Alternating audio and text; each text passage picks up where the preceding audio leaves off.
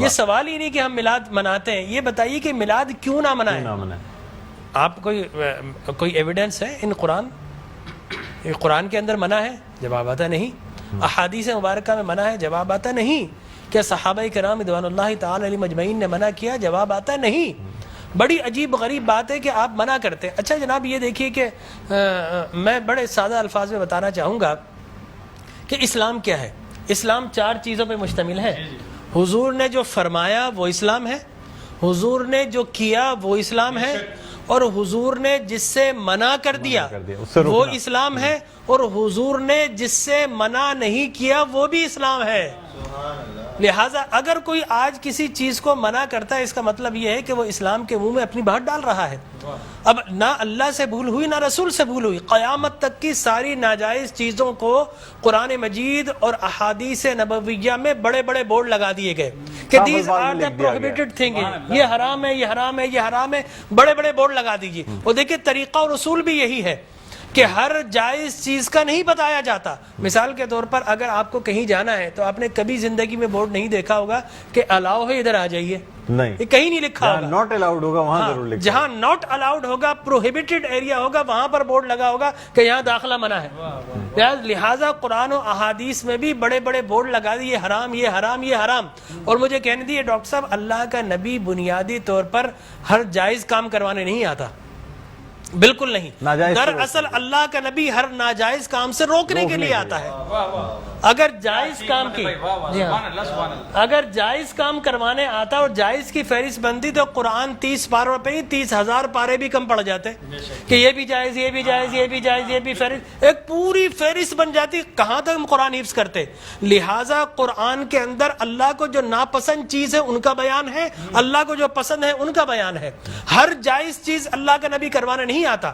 اب اگر بنگلہ دیش کے لوگ رہنے والے اگر پوری زندگی اگر چاول کھاتے اور مچھلی کھاتے، ان سے یہ نہیں پوچھا جائے گا باجرے کی روٹی کیوں نہیں کھائی، تم نے گندم کیوں نہیں کھایا، تم نے فلاں نہیں کیا، نہیں پوچھا جائے گا۔ اگر اسی طرح پاکستان کے رہنے والے مچھلی روزانہ نہ کھائیں تو ان سے نہیں پوچھا جائے گا کہ یہ بھی تو اللہ کی غذا تھی، جائز تھی، تم نے یہ کیوں نہیں کھایا۔ نہیں، ہر جائز چیز اللہ کو مطلوب نہیں ہے، اللہ کو مطلوب یہ ہے کہ ہر ناجائز کام سے روکا جائے۔ لہٰذا اللہ کے پیارے حبیب نے قیامت تک کی ساری ناجائز چیزوں سے منع کر دیا، نہ اللہ سے بھول ہوئی معاذ اللہ، نہ رسول سے بھول ہوئی، دین مکمل ہو گیا۔ اب اگر کوئی یہ کہتا ہے کہ یہ ناجائز، یہ بدعت، اس کا مطلب یہ ہے کہ کیا تجھ پر وحی نازل ہو گئی؟ باب نبوت تو بند ہو چکا ہے، اب تو کس بنیاد پر کر رہا ہے؟ دیکھیے اب کس بنیاد پر تم منع کر رہے ہو۔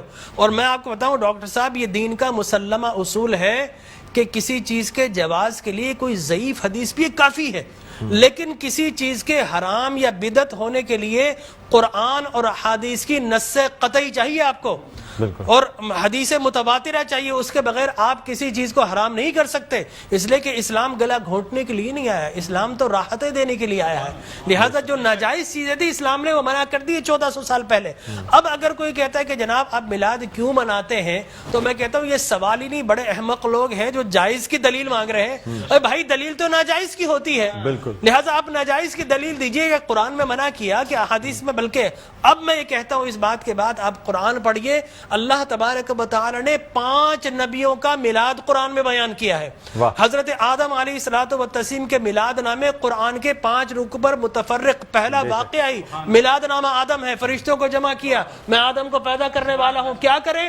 سیلیبریشن کرو۔ آدم کی ولادت کا موقع، نفخت فیہ من روحی فقعوا لہ ساجدین، جیسے ہی میں یہ آنکھ کھول دے، یہ پیدائش ہو جائے، ولادت ہو جائے، تو تمہیں کیا کرنا ہے؟ اس کو سجدہ کرنا ہے۔ اللہ تبارک و تعالیٰ فرماتا ہے کل مجمعون الا ابلیس، سارے فرشتوں نے سیلیبریٹ کیا، آدم کو سجدہ کیا سوائے ابلیس کے۔ تو معلوم یہ ہوا کہ جس نے میلاد منایا اللہ نے اسے نورانی قرار دے دیا، اور جس نے انکار کیا اللہ نے اسے شیطانی قرار دے دیا۔ سبحان اللہ سبحان اللہ۔ لہٰذا اسی طرح میں 2 منٹ بس، اسی طریقے سے سورہ قصص میں حضرت موسیٰ علیہ الصلوۃ والتسلیم کی میلاد نامہ اللہ نے 28 ابتدائی آیات میں بیان کیا. اور حضرت یحییٰ علیہ الصلوۃ والتسلیم کا میلاد نامہ سورہ مریم میں کیا سلام علیہ یوم ولدا، سلام ہو یحییٰ پر کس دن؟ جس دن وہ پیدا ہوئے. لہذا نبی پیدا ہو رہا تو اللہ سلام بھیج رہا ہے. اور پھر حضرت عیسیٰ فرماتے والسلام علیک یوم ولدت و یوم اموت و یوم ابعث حیا، سلام ہو مجھ پر جس دن میں پیدا ہوا. سرکار نے فرمایا. اور پھر اللہ تبارک و تعالی نے ووالدین وما ولد کہہ کر حضور کے میلاد کو بیان کیا. اور حضرت مریم کی میلاد کو اللہ نے سورہ آل عمران میں بیان کیا. پھر سرکار نے فرمایا کہ میرے غلام الجمعۃ عید للمسلمین. لوگ کہتے ہیں 2 عیدیں، تیسری عید مل گئی. حضرت عمر بن خطاب سے پوچھا کہ یہ الیوم اکملت لکم دینکم، یہ آیت ہمارے نبی پر نازل ہوتی تو ہم 2 عیدیں مناتے، ہم تو بطور عید مناتے. حضرت عمر نے حضرت ابن عباس دونوں سے احادیث فرمایا میاں تم ایک عید کی بات کرتے ہو، ہماری تو 2 3 عیدیں تھی اس دن. وہ یوم عرفہ تھا مسلمانوں کی عید کے دن، وہ جمعۃ المبارک تھا مسلمانوں کی عید کے دن، وہ تکمیل دین کا دن تھا، وہ مسلمانوں کی عید کا دن ہے. لہٰذا یہاں پر تو پہلی، دوسری، تیسری، چوتھی، 5ویں نہ جانے کتنی عیدیں. اور صحیح مسلم کی حدیث مبارک رسول اللہ نے 5 عیدیں بیان فرما دی. ایام تشریق، یوم نحر، اس کو سرکار نے عید قرار دیا. لہٰذا معلوم یہ ہوا کہ سرکار دو عالم. اور پھر میں عرض کر رہا تھا کہ آدم پیدا ہوئے، فرمایا الجمعۃ عید للمسلمین، جمعہ مسلمانوں کی عید کا دن. فرمایا رسول اللہ کیوں؟ فرمایا فیہ خلق آدم، اس لیے کہ اس دن تمہارے باپ آدم پیدا ہوئے. معلوم ہو آدم پیدا ہو تو عید کا دن، اور جس دن فخر بنی آدم پیدا ہو ہزاروں عیدوں کا عید. یہ عید بھی ہے اور یقینی طور پر جشن بھی ہے. دیکھیے حضرت عیسیٰ ابن مریم علیہ الصلوۃ والتسلیم پیدا ہوتے نا، اللہ تبارک و تعالی حضرت مریم کے پاس پینے کے لیے کچھ نہیں تھا. اللہ فرماتا وَهُزِّ إِلَيْكِ بِجِذْعِ النَّخْلَةِ تُسَاقِطْ عَلَيْكِ رُطَبًا جَنِيًّا، اے مریم گھبرا مت، اللہ کے میرا نبی آنے والا ہے، اس کی ولادت ہونے والی ہے. یہ سوکھا ہوا درخت ہے، اس کو ہاتھ تو لگا. حضرت مریم جیسے ہی ہاتھ لگاتی ہیں اللہ تبارک و تعالی میلاد عیسیٰ کی خوشی میں اس کو ہرا بھرا کر دیتا ہے، وہ پانی جاری و ساری کر دیتا ہے. تو اللہ تبرک بھی دیتا ہے، اللہ تبارک و تعالی اسے سیلیبریٹ بھی کرتا ہے. تو یقینی طور پر میلاد النبی صلی اللہ علیہ وسلم کے اگر جواز کی آپ بات کریں گے صبح ہو جائے گی. میں قرآن سے بھی بیان کرتا رہوں گا، میں احادیث نبویہ سے بھی بیان کرتا رہوں، لیکن ناجائز کی ایک دلیل اگر کوئی ہمیں دینا چاہے تو ہم موجود ہیں میٹرو ٹی وی پر، کوئی ایک دلیل ہمیں دے دے. لوگ کہتے ہیں بدعت یہ بدعت. او بھائی بدعت ہر نیا کام بدعت نہیں ہوتا، ہر نیا عقیدہ بدعت ہوتا ہے. لہذا وہ سمجھے ہی نہیں، ہر نیا کام بدعت نہیں ہے.